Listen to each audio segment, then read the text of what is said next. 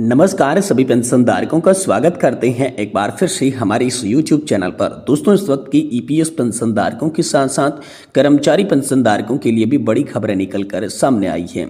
जी हां दोस्तों, EPS 95 pension योजना को लेकर पहला बड़ा अपडेट निकल कर आ रहा है कि 49,000 ईपीएस पेंशनर्स को 11 करोड़ रुपए की पेंशन मिली है और मंत्री ने इसको लेकर ये बड़ी घोषणा की है। तो एम्प्लॉयज प्रोविडेंट फंड ऑर्गेनाइजेशन के तहत मिलने वाली ईपीएस 95 पेंशन योजना के में 11 करोड़ रुपए की राशि जो है 49,000 पेंशनधारकों के खाते में किस प्रकार और कहां पर ट्रांसफर की गई है, इसके बारे में दोस्तों आज की इस वीडियो के अंदर बात करेंगे। वहीं दोस्तों केंद्र सरकार के कर्मचारी और पेंशन भोगियों के लिए एक और बड़ी खुशखबरी आ रही है। डीए संघ डीआर में बढ़ोतरी का ऐलान आप सभी के लिए हो चुका है। वेतन और पेंशन के अंदर आप सभी के लिए बम्पर बढ़ोतरी देखने को मिलेगी। तो दोस्तों डीए हैक को लेकर हम सभी के लिए क्या ताजा अपडेट निकल कर आई है, कितनी वृद्धि डीए और डीआर के अंदर होगी, जिससे पेंशन और सैलरी कितनी बढ़ेगी, इसके बारे में भी दोस्तों आज की इस वीडियो के अंदर बात करेंगे। वहीं दोस्तों आप सभी के लिए बात करें तो यहां पर सुप्रीम कोर्ट का बेहद ही खास निर्णय आप सभी के लिए निकलकर सामने आ चुका है। सुप्रीम कोर्ट के इस फैसले से पेंशन भोगियों में खुशखबरी है, लाखों पेंशन धारकों को तोहफा मिल चुका है। तो आखिरकार क्या सुप्रीम कोर्ट का फैसला है और इससे पेंशन धारकों को क्या लाभ होंगे, इसके बारे में भी बात करेंगे। और वहीं बात करेंगे आप सभी की पेंशन में 20% बढ़ोतरी का फायदा हम सभी को देखने को मिलेगा। जी हां दोस्तों, पेंशन भोगियों के हक में बड़ा फैसला लिया गया है। 18 महीने के एरियर पर भी हम सभी के लिए ताजा अपडेट है और पेंशन में 20% की बढ़ोतरी को लेकर बिग ब्रेकिंग न्यूज आप सभी के लिए निकल कर आ रही है। तो इसके बारे में भी आज की इस वीडियो के अंदर बात करेंगे। यानी कि दोस्तों पेंशन धारकों से जुड़ी तमाम बड़ी खबरों की चर्चा इस वीडियो के अंदर करेंगे। इसीलिए आप सभी पेंशन धारकों से निवेदन करते हैं कि दोस्तों अगर आप पेंशन धारकों से जुड़ी हर बड़ी खबर से वाकिफ रहना चाहते हैं तो इस चैनल को सब्सक्राइब करने के साथ साथ वीडियो को आप लास्ट तक देखिएगा और लाइक भी जरूर करिएगा।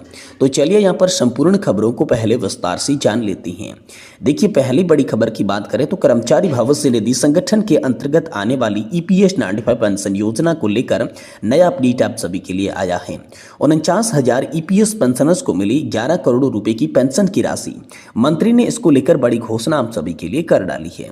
जी हां दोस्तों, पेंशन सेवाओं को बेहतर करने की दिशा में ऐतिहासिक कदम उठाते हुए केंद्रीय श्रम और रोजगार साथ ही साथ दोस्तों युवा कार्य और खेल मंत्री डॉक्टर मनसुख मांडविया ने कर्मचारी पेंशन योजना 1995 के अंतर्गत नई केंद्रीकृत पेंशन प्रणाली परियोजना प्रशिक्षण की सफल संपन्न होने की घोषणा कर दी है।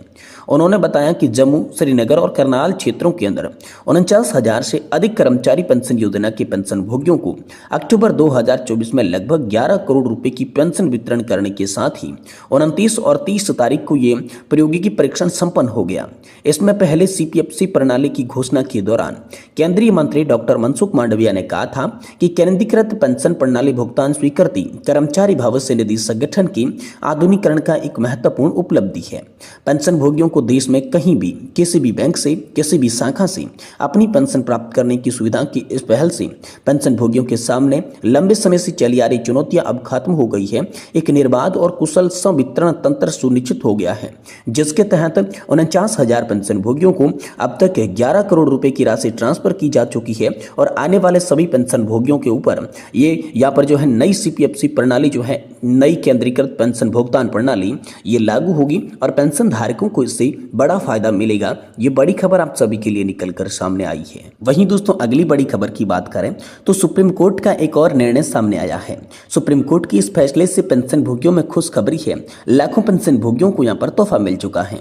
देखिए पेंशन भोगियों के लिए बड़ी खबर आ रही है कि दोस्तों यहाँ पर 25 अक्टूबर 2024 को सुप्रीम कोर्ट ने पंजाब नेशनल बैंक द्वारा दायर विशेष याचिका को खारिज कर दिया था, जिसमें पंजाब और हरियाणा हाईकोर्ट ने 18 जुलाई 2024 के आदेश को चुनौती दी थी। इस आदेश में कहा गया था कि पेंशन भोगियों की कम्यूटेशन की रिकवरी 11 साल 6 महीने में पूरी हो जाती है। इसके बाद सरकार के पास इसे जारी करने का कोई अधिकार नहीं है। हाईकोर्ट ने सभी प्रस्तावित पेंशन भोगियों की रिकवरी रोकने का आदेश दिया था। इस फैसले को पीएनबी में सुप्रीम कोर्ट में चुनौती दे दी। दोस्तों सुप्रीम कोर्ट के जस्टिस बी आर गवई और जस्टिस के वी विश्वनाथन की बेंच ने पीएनबी की विशेष अनुमति सर्वसम्मत याचिका को खारिज कर दिया।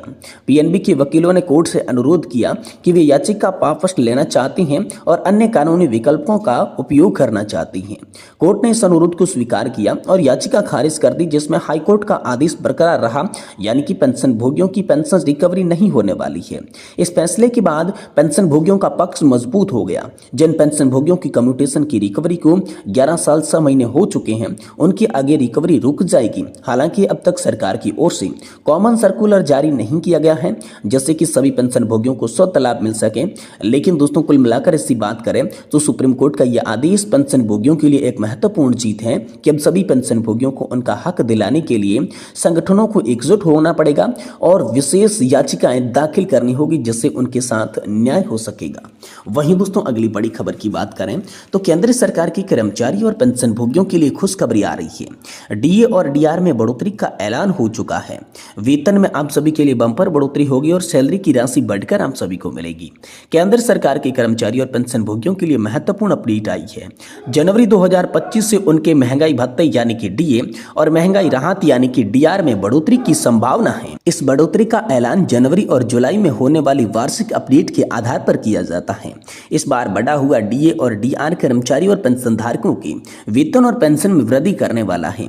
जनवरी के लिए डीए और डीआर वृद्धि का निर्धारण जुलाई से दिसंबर तक के एआईसीपीआई सूचकांक से किया जाता है, जबकि जुलाई के लिए एआईसीपीआई सूचकांक निर्धारण जनवरी से जून तक के आंकड़ों पर होता है। अब इस बार जनवरी 2025 के लिए महंगाई भत्ता और राहत वृद्धि जून दिसंबर तक एआईसीपीआई सूचकांक के आधार पर की जाएगी। फिलहाल जुलाई और अगस्त के सूचकांक पहले ही जारी किए जा चुके हैं, जबकि सितंबर का सूचकांक हाल ही में जारी किया गया है। इन आंकड़ों के आधार पर कर्मचारियों के लिए डीए और डीआर के अंदर दोस्तों पेंशन भोगियों के लिए वृद्धि होने वाली है। इससे पहले अक्टूबर 2024 में केंद्र सरकार ने जुलाई 2024 के लिए महंगाई भत्ता 3% की बढ़ोतरी की घोषणा की। इससे कर्मचारियों को डीए 53% तक पहुंच गया। इसके परिणाम स्वरूप कर्मचारी के वेतन में एक और वृद्धि हुई, जिसमें जीवन स्तर बेहतर बनाने में मदद मिली। और अब आगे आने वाले समय में आप सभी के लिए डीए के अंदर और डीआर के अंदर और भी वृद्धि होने वाली है। ये बड़ी खबर निकलकर सामने आई है। वहीं दोस्तों, अगली बड़ी खबर की बात करें तो पेंशन भोगियों के हक में फैसला 18 महीने के एरियर पर ताजा अपडेट, साथ ही साथ पेंशन में 20% बढ़ोतरी का सभी पेंशन भोगियों को मिलेगा फायदा। जी हां दोस्तों, पेंशन भोगियों के 18 महीने के ईए पेंशन भोगियों को फैसला, यहां पर जो कोर्ट का फैसला आ चुका है। इसी के साथ पेंशन में 20% की बढ़ोतरी को लेकर खबर आई है, जो कि हर पेंशन भोगियों के लिए जाननी जरूरी है। अब कम्यूटेशन की अवधि 15 साल बीत जाने के बाद भी अगर आपकी कम्यूटेशन की कटौती बंद नहीं होती है तो आप चेक कर लें कि कहीं आपने एमएससीपी और नहीं मिले हैं या फिर दोस्तों इसके लाभ आपको मिला है। तो दोस्तों, इसी के कारण बेसिक कटौती हो रही है, जिसका हिसाब पेंशन की कटौती से बंद भी किया जा सकता है। वहीं दोस्तों, बात करें आप सभी के 20% पेंशन बढ़ोतरी की, तो कोर्ट फैसले के बाद पेंशन भोगियों को लग रहा था कि यहाँ पर 79 वर्ष की उम्र पूरी करने के बाद बेसिक पेंशन में 20% की बढ़ोतरी की जाएगी, क्योंकि जिन्होंने कोर्ट केस किया था तो किसी को इसका लाभ मिल पा रहा था। ऐसे में बहुत सारे पेंशन भोगी कोर्ट केस करना चाह रही थी। आपको मैं बता दूं कि कोर्ट केस करने की जरूरत नहीं है। जितना भी पैसा कोर्ट केस में आप खर्च करोगे उतना दोस्तों 80 साल के बाद ही आपको फायदा मिल पाएगा। यानी कि सुप्रीम कोर्ट के आदेश के बाद ये साफ हो गया कि आप सभी की जो 20% पेंशन की बढ़ोतरी है वो दोस्तों 80 साल ऊपर होने के बाद ही मिलेगी।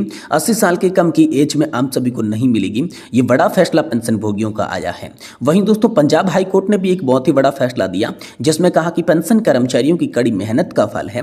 इसको देने से इनकार नहीं किया जा सकता, इसको रोका भी नहीं जा सकता। पेंशन रोकने का अधिकार केवल राष्ट्रपति को है। पेंशन सरकारी कर्मचारियों की संपत्ति होती है, इसलिए इसको देने से मना नहीं किया जा सकता। वहीं सोशल मीडिया पर दोस्तों इन दिनों 18 महीने के एरियर को लेकर चर्चा चल रही है कि इसका भुगतान किया जाएगा। महाराष्ट्र, झारखंड, दिल्ली में होने वाली विधानसभा चुनाव को मद्देनजर सरकार इसका फायदा दे सकती है। लेकिन आपकी जानकारी के लिए बता दें, सरकार इसको लेकर पक्ष में नहीं है। फिर भी सोशल मीडिया पर आए दिनों इस प्रकार की खबरें चल रही है, तो आप उन अफवाहों पर बिल्कुल भी ध्यान नहीं दें। अभी तक दोस्तों 18 महीने के डीए एरियर पर सरकार ने कोई भी फैसला नहीं लिया है।